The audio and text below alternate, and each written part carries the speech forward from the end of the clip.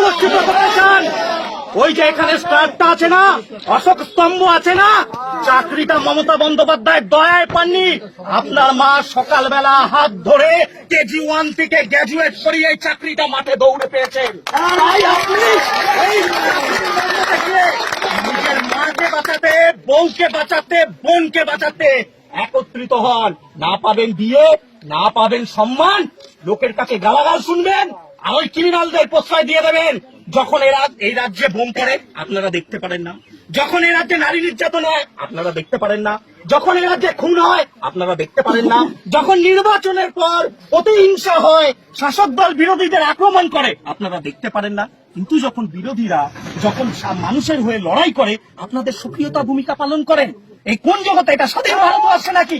আপনারা আজকে যে ভূমিকা পালন করছেন এটা দেশ বিরোধী ভূমিকা পালন করছেন, দেশের বিরোধিতা করছেন আপনারা। তাই আপনাদেরকে বলছি, আজকে হুঁশিয়ারি দিয়ে দিচ্ছি,